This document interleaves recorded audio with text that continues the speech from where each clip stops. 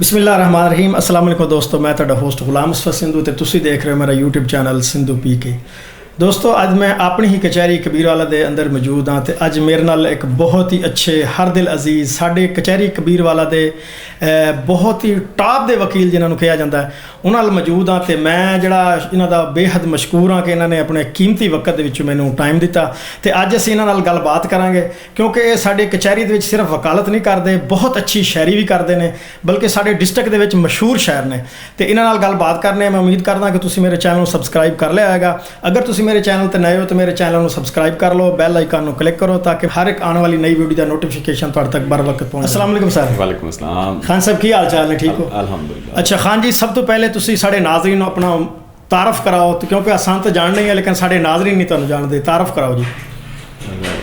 बख्तू साहब बहुत शुक्रिया तुहाडा, बहुत मेहरबानी तुसीं अपने चैनल वास्ते मैनूं शामिल किया। रियाज शाहिद पुनिया मेरा नाम जी, पेशा मेरा वकालत है और गुज़श्ता 20 साल तो मैं इस शोबे नाल मुंसलिक हाँ और शेर व अदब नाल मेरा काफ़ी गहरा ताल्लुक है, शेर गोई नाल भी मेरा काफ़ी गहरा ताल्लुक है। अच्छा खान जी, इस तो बाद ये दसो कि तुसीं जिहड़ा वकालत करदे हो ये वकालत वाल आउण वास्ते तुहानूं किवें शौक लग्गिया सी? वकालत बेसिकली इसनूं कहा जाता है प्रोफैशन ऑफ लॉर्ड्स। हाँ जी। एक बहुत ही मुकद्दस, बहुत ही खूबसूरत और बावकार शोबा है और मैं ये समझना कि वकील होना मुआशरे लिए एक बहुत बड़ी गनीमत है क्योंकि वकील जिहड़ा है वो बुनियादी तौर पे एक पुल का किरदार अदा करता है मजलूम और जालिम के दरमियान मजलूम इंसाफ दिलवाने लई और मुआशरे दे विच फैलिया हुई बेचैनियाँ, अनारकियाँ और महरूमियाँ दूर करने लई जितना मुअस्सर और खूबसूरत किरदार एक वकील अदा कर सकता है दलेरी दे नाल, उतना कोई भी दूसरा शख्स अदा नहीं कर सकता। अच्छा खान जी, ये दसो कि अजकल जिस तरह हालात चल रहे हैं किस नोयत के केस ने ज़्यादातर जिहड़े तुहाडे कोल आ रहे हैं? अजकल अनफॉर्चुनेटली जिहड़ा है कहतुर रजाल के दौर दे विच और अदम बर्दाश्त दे जिस असी फेस तो गुजर रहे हैं, लोगों की कुव्वत बर्दाश्त जिहड़ी है वो बहुत कम हो गई है और ख़ानदानां दे विच बुनियादी तौर पर ज़्यादातर जिहड़ा अदम बर्दाश्त का मादा है उसने फैमिलीज़ नूं आपस दे विच शिकस्त और रेख्त वाल ज़्यादा गामजन किया है। फैमिली केसेस ज़्यादा ने और केसेस रिलेटिंग फैमिली जिहड़े ने अबडक्शन है, रेप केसेस ने जिहड़े कि अल्टीमेटली मर्डर तक चले जाते हैं, इन्हां दी तादाद मुआशरे दे विच ज़्यादा है और दी बुनियादी वजह अदम बर्दाश्त है इंसान का रवैया। अच्छा खान जी, ये दसो कि तुहानूं फैमिली या सिविल या फौजदारी किहड़े केस जिहड़े ने वो ज़्यादा मज़ा देंदे ने, यानी जो तुसीं उहनूं प्लीड करदे हो किस विच ज़्यादा मज़ा आउंदा है? मैनूं बेसिकली जिहड़े ट्रायल ने केसेस दे, मर्डर केसेस ने, अबडक्शन ने, कोई भी क्रिमिनल केस है वो ट्रायल दे विच ज़्यादा मैनूं लुत्फ आंदा है, ज़्यादा अच्छा लगता है कि जदों खास तौर पर जदों जरा की जाती है गवाहान दे उत्ते और उहदे कोल असीं अपनी मर्जी की चीज़ अखज़ करवाने की कोशिश करते हैं, सच उगलवान वास्ते असीं जदों पूरे का पूरा जोर लाने हैं उहदे विच अपना पूरा स्किल इस्तेमाल करना पैंदा है। उस टाइम मैनूं बहुत अच्छा लगता है कि मैं अपने स्किल नूं बड़े अच्छे अंदाज नाल इस्तेमाल कर सकना। हाँ जी, मैं भी इसे कचहरी च रहना, मैं अक्सर तुहाड़ियां बहसां सुनिया ने, तुसीं बहुत अच्छे दलैल दे रहे होंदे जे। क्या बंदे दी शख्सियत दा भी कोई किरदार है इस लॉ दे विच? देखो इस तरह है कि जिहड़े असीं दलाइल पेश करते हैं बुनियादी तौर पर उसका तुहाडे फहमो इदराक नाल भी बहुत अच्छा ताल्लुक होंदा है। तुहाडी जिहड़ी प्रजेंटेशन है वो बेस करती है तुहाडी शख्सियत नाल। जितना तुहाडा मुतालिया होएगा, जितनी अच्छी तुहाडी शख्सियत होएगी उतना ही अच्छा तुहाडा अंदाज़ होएगा, वरना दलाइल तो तकरीबन सारिਆਂ कोल एक जैसे होंदे ने।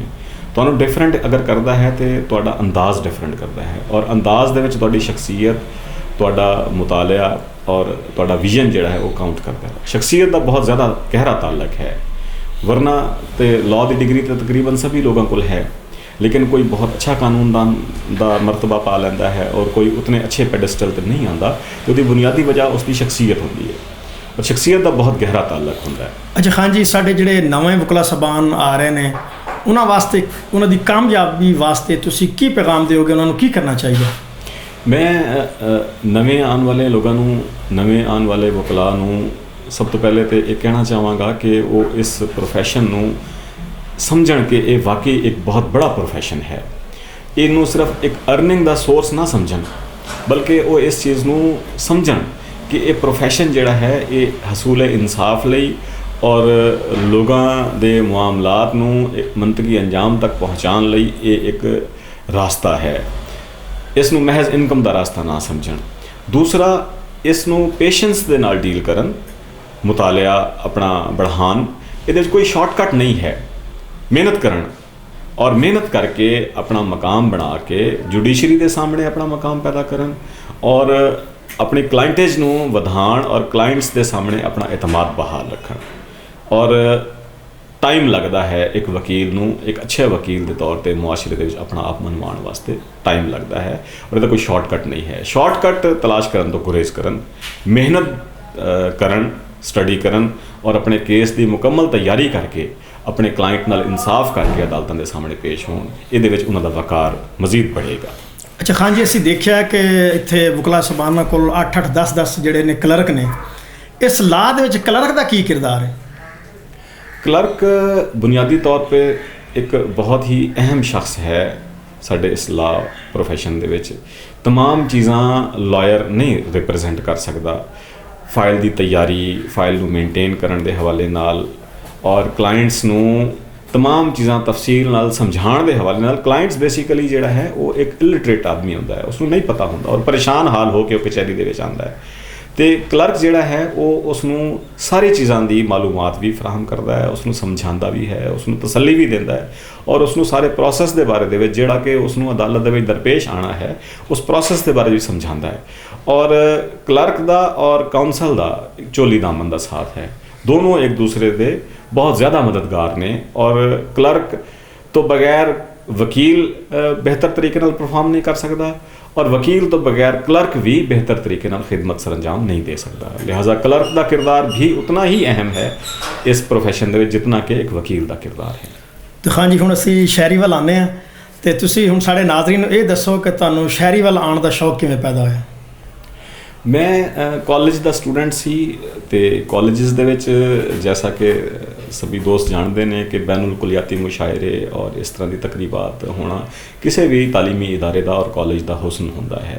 तो साडे कॉलेज दे विच बैनुल कुलियाती मुशायरा जदों होया तो बैतबाजी नाल शेरो अदब नाल शगफ तो बचपन तो ही सी। ते मेरे प्रोफैसर साहब ने मैनूं कहा कि तुसीं इस कॉलेज की नुमाइंदगी करके हिस्सा लैना। तो मैं उहदे विच फिर पूरी कोशिश की अपने आप नूं उस पासे इंडल्ज किया। तो मैनूं बड़ी खुशगवार हैरत हुई कि मैनूं मालिक ने इस खूबसूरत तोहफे नाल अनायत किया होया है और मैं शेर कह सकना। और मैनूं बड़ा फ़ख्र का एहसास होया कि मालिक की मेहरबानी मेरे ते है। और जो मैं गज़ल कही और मुशायरे दे विच मैं प्राइज़ विन किया तो मैनूं बहुत ज़्यादा खुशी हुई। कॉलेज लाइफ तो ही इसका आगाज़ होया। वो जिहड़ी तुसीं गज़ल दस रहे हो खान जी, वो अगर साडे नाज़रीन उहदे चंद अल्फाज सुना दिते जान तो की ख्याल है? यकीनन वो दो शेर मैनूं उसदे बड़े याद ने और वो बड़े हिट होए उस तो बाद, बल्कि अक्सर स्टूडेंट्स की ज़बान ते सी। वो जा रहा है उसे मना लो, वो लौट जाएगा क्या करोगे। वो जा रहा है उसे मना लो, वो लौट जाएगा क्या करोगे। अकेलापन मार डालता है, अकेले कैसे रहा करोगे। हम उसकी खातिर मोहब्बतों की हर एक हद से गुज़र चुके हैं, हम उसकी खातिर मोहब्बतों की हर एक हद से गुज़र चुके हैं। वो फिर भी हमसे ये पूछता है, रियाज शाहिद वफ़ा करोगे। क्या बात है खान जी, बहुत अच्छी। अच्छा खान जी, तुसीं ये दसो कि जिहड़ी शायरी है ये क्या कुदरत वालों आंदी है या बंदे नूं यानी हालात वाक़िआत दे मुताबिक, या कोई ऐसा बंदे नूं दिल नूं झटका लगे या कोई ऐसा वाक़या पेश आवे फिर बंदा शायर बनदा, या मुहब्बत कर लवे, मुहब्बत तो यानी नाकाम होवे फिर शायर बनदा? सब तो पहले तो मैं इस गल की वजाहत करना जरूरी समझांगा कि शायर इंसान होंदा है या नहीं होंदा। शायर बनया नहीं जा सकता। शेर कहण दी सलाहियत अल्लाह पाक वालों इंसान कोलों या होंदी है या नहीं होंदी। सो शायर कुदरती होंदा है, बनया नहीं जा सकता। दूसरी गल ये है कि अमूमन ये कहा जाता है कि कोई वाक़या होया, कोई मुहब्बत का झटका लगा या कोई ऐसा गैर मामूली वकूआ रूनुमा होया तो इंसान शायरी वाल राग़िब हो गया, ऐसा भी नहीं है। बुनियादी तौर पे ਇਹ ਫੀਲਿੰਗਸ ਨੇ ਇਨਸਾਨ ਦੀਆਂ ਜਿਹੜੀਆਂ ਮੁਆਸ਼ਰੇ ਦੇ ਵਿੱਚ, ਅਗਰ ਉਹ ਮੁਹੱਬਤ ਕਰ ਬੈਠਦਾ ਹੈ ਔਰ ਉਹਨਾਂ ਨਾਲ ਨਾਕਾਮੀ ਨਾਲ ਦੋ ਚਾਰ ਹੁੰਦਾ ਹੈ ਤੇ ਫੀਲਿੰਗਸ ਨੇ। ਬਹੁਤ ਸਾਰੇ ਲੋਕ ਮੁਹੱਬਤ ਕਰਦੇ ਨੇ, ਮੁਹੱਬਤ ਨਾਲ ਦੋ ਚਾਰ ਹੋ ਕੇ ਨਾਕਾਮੀ ਵੱਲ ਵੀ ਆਉਂਦੇ ਨੇ, ਲੇਕਿਨ ਸ਼ੇਰ ਨਹੀਂ ਕਹਿ ਸਕਦੇ। ਬਹੁਤ ਸਾਰੇ ਲੋਕ ਬਹੁਤ ਸਾਰੇ ਹਾਦਸਾਤ ਨਾਲ ਦੋ ਚਾਰ ਹੁੰਦੇ ਨੇ, ਲੇਕਿਨ ਸ਼ੇਰ ਨਹੀਂ ਕਹਿ ਸਕਦੇ। ਸ਼ਾਇਰ ਹੋਣ ਵਾਸਤੇ ਕਿਸੇ ਹਾਦਸੇ ਦਾ ਰੂਨਮਾ ਹੋਣਾ, ਮੁਹੱਬਤ ਦਾ ਹੋਣਾ ਔਰ ਮੁਹੱਬਤ ਵਿੱਚ ਨਾਕਾਮ ਹੋਣਾ ਇਹ ਕੋਈ ਜ਼ਰੂਰੀ ਨਹੀਂ ਹੈ। ਇਹ ਬੇਸਿਕਲੀ ਇਜ਼ਹਾਰ ਹੈ ਕਿ ਤੁਸੀਂ ਆਪਣੇ ਇਨਰ ਫੀਲਿੰਗਸ ਨੂੰ ਕਿਸ ਤਰ੍ਹਾਂ ਇਜ਼ਹਾਰ ਕਰਕੇ ਲਫ਼ਜ਼ਾਂ ਦਾ ਰੂਪ ਦੇ ਸਕਦੇ ਹੋ, ਔਰ ਇਹ ਖੁਦਾ ਦਾ ਅਤੀਆ ਹੈ। ਤੇ ਇਨਸਾਨ ਚੁੱਕੇ ਉਨਸ ਤੋਂ ਨਿਕਲਿਆ ਹੈ, ਮੁਹੱਬਤ ਕਰਨਾ, ਨਫ਼ਰਤ ਕਰਨਾ, ਮੁਆਸ਼ਰੇ ਦੇ ਵਿੱਚ ਫੈਲੀਆਂ ਹੋਈਆਂ ਚੀਜ਼ਾਂ ਨਾਲ ਬੇਚੈਨੀ ਦਾ ਇਜ਼ਹਾਰ ਕਰਨਾ ਜਾਂ ਰਾਹਤ ਦਾ ਇਜ਼ਹਾਰ ਕਰਨਾ, ਇਹ ਇਨਸਾਨੀ ਜਜ਼ਬੇ ਨੇ, ਇਹ ਜਬਿਲਤ ਹੈ ਇਨਸਾਨ ਦੀ। ਸ਼ਾਇਰ ਇਸ ਵਾਸਤੇ ਥੋੜ੍ਹਾ ਜਿਹਾ ਮੁਖਤਲਿਫ ਔਰ ਮੁਮਤਾਜ਼ ਦਰਜੇ 'ਤੇ ਆ ਜਾਂਦਾ ਹੈ ਕਿ ਉਹ ਇਹਨਾਂ ਚੀਜ਼ਾਂ ਨੂੰ ਆਪਣੇ ਲਫ਼ਜ਼ਾਂ ਦੇ ਵਿੱਚ ਢਾਲ ਕੇ ਲੋਕਾਂ ਦੇ ਸਾਹਮਣੇ ਪੇਸ਼ ਕਰਦਾ ਹੈ। ਔਰ ਮਜ਼ੇ ਦੀ ਗੱਲ ਇਹ ਹੈ ਕਿ ਸ਼ਾਇਰ ਜਦੋਂ ਕੋਈ ਵੀ ਸ਼ੇਰ ਕਹਿੰਦਾ ਹੈ ਤੇ ਬਹੁਤ ਸਾਰੇ ਲੋਕ ਉਹਨੂੰ ਇਸ ਤਰ੍ਹਾਂ ਫੀਲ ਕਰ ਰਹੇ ਹੁੰਦੇ ਨੇ ਕਿ ਯਾਰ ਇਹ ਤਾਂ ਮੇਰੀ ਹੀ ਗੱਲ ਸੀ ਜਿਹੜੀ ਸ਼ਾਇਰ ਨੇ ਕਰ ਦਿੱਤੀ ਹੈ। ਮਕਸਦ ਕਿ ਉਹ ਲੋਕਾਂ ਦੇ ਆਪਣੇ ਅੰਦਰੂਨੀ ਜਜ਼ਬਾਤ ਦਾ ਇਜ਼ਹਾਰ ਹੁੰਦਾ ਹੈ, ਜਿਸ ਨੂੰ ਸ਼ਾਇਰ ਖੂਬਸੂਰਤ ਲਫ਼ਜ਼ਾਂ ਦੇ ਵਿੱਚ ਢਾਲ ਕੇ ਲੋਕਾਂ ਦੇ ਸਾਹਮਣੇ ਪੇਸ਼ ਕਰਦਾ ਹੈ। ਔਰ ਇਹ ਸਲਾਹੀਅਤ ਮਾਲਿਕ ਨੇ ਹੀ, ਅੱਲਾਹ ਪਾਕ ਨੇ ਹੀ ਸ਼ਾਇਰ ਨੂੰ ਅਤਾ ਕੀਤੀ ਹੁੰਦੀ ਹੈ। ਅੱਛਾ ਖਾਨ ਜੀ, ਤੁਸੀਂ ਅੱਜ ਤੱਕ ਕਿੰਨੇ ਕੁ ਮੁਸ਼ਾਇਰੇ ਨੇ ਜਿਹੜੇ ਅਟੈਂਡ ਕੀਤੇ ਨੇ ਤੇ ਕਿਹੜੀ ਜਗ੍ਹਾ ਤੇ ਗਏ?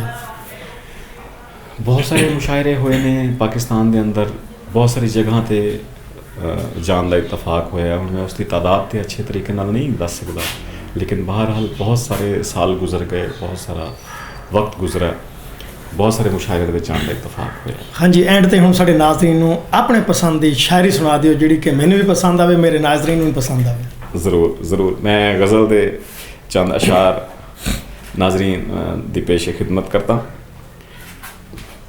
कि गूंजती है सदा खलाओं में, गूंजती है सदा खलाओं में, आदमी घिर गया खुदाओं में, आदमी घिर गया खुदाओं में, मैं नहीं चाहता रिहाई मगर, मैं नहीं चाहता रिहाई मगर, यूं ना बिखरा मुझे हवाओं में, यूं ना बिखरा मुझे हवाओं में। एक हथेली तो मेरी अपनी थी, एक हथेली तो मेरी अपनी थी, दूसरी किसकी थी दुआओं में, क्या बात। दूसरी किसकी थी दुआओं में।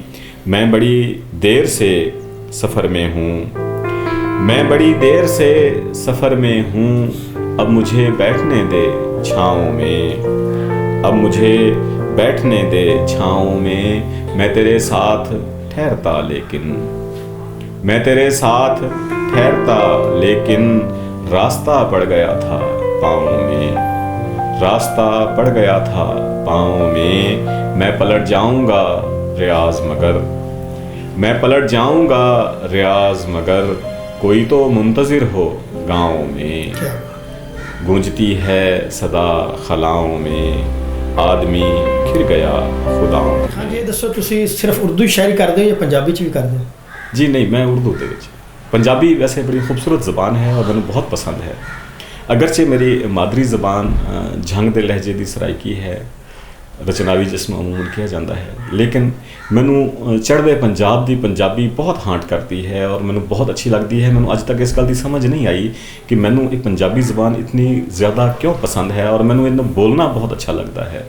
इस गल की मैनू अज तक समझ नहीं आई, लेकिन चढ़दे पंजाब की पंजाबी इंज लगता है शायद साडे पुरखां की ज़बान है, शायद मैंने इस वास्ते बहुत ज़्यादा मुहब्बत है, बहुत ज़्यादा प्यार है और इस वास्ते मैं इनू बोलना भी मैंने बहुत अच्छा लगता है। अच्छा खान जी, मैं जैसे कि अच्छी तरह जानना, तुसी बहुत अच्छे शायर ते लहर हो, तुहानू ये दोनों दे विच मज़ा किहदे विच है? मज़ा किहदे विच आंदा, शायरी च आंदा या वकालत च आंदा? वो एक शेर है मेरा अपना, मैं सुनाना कि मैं बेवफा हूँ बजा है मगर तू इतना बता। इस शेर मैं अपनी शायरी लिए कहना चाहूँगा कि मैं बेवफा हूँ बजा है मगर तू इतना बता, मैं अपने पेट का दोज़ख भरूँ के प्यार कर। वकालत मेरा प्रोफेशन है और शायरी मेरा पैशन है। पैशन नू छड्डां ते प्रोफेशन जांदा है, प्रोफेशन छड्डां ते पैशन जांदा है, दोनों तो बगैर गुजारा नहीं है। सो दोनों नू नाल नाल चलाने की कोशिश करदा ਤੇ ਆਪਣੇ ਆਪ ਨੂੰ ਤਲਾਸ਼ ਕਰਨ ਦੀ ਕੋਸ਼ਿਸ਼ ਕਰਦਾ। ਹਾਂਜੀ, ਤੁਹਾਡਾ ਬੜਾ ਬੜਾ ਸ਼ੁਕਰੀਆ, ਤੁਸੀਂ ਆਪਣੇ ਕੀਮਤੀ ਵਕਤ ਵਿੱਚੋਂ ਸਾਨੂੰ ਟਾਈਮ ਦਿੱਤਾ। ਬਹੁਤ ਸ਼ੁਕਰੀਆ ਨਾਜ਼ਰੀਨ, ਮੈਂ ਉਮੀਦ ਕਰਦਾ ਕਿ ਤੁਹਾਨੂੰ ਇਹ ਅੱਜ ਦੀ ਵੀਡੀਓ ਮੇਰੀ ਪਸੰਦ ਆਈ ਹੋਵੇਗੀ। ਆਪਣੇ ਹੋਸਟ ਗੁਲਾਮ ਮੁਸਤਫਾ ਸਿੰਧੂ ਨੂੰ ਦਿਓ ਇਜਾਜ਼ਤ। ਮਿਲਨੇ ਆ ਨੈਕਸਟ ਵੀਡੀਓ 'ਚ। ਅੱਲਾਹ ਹਾਫਿਜ਼।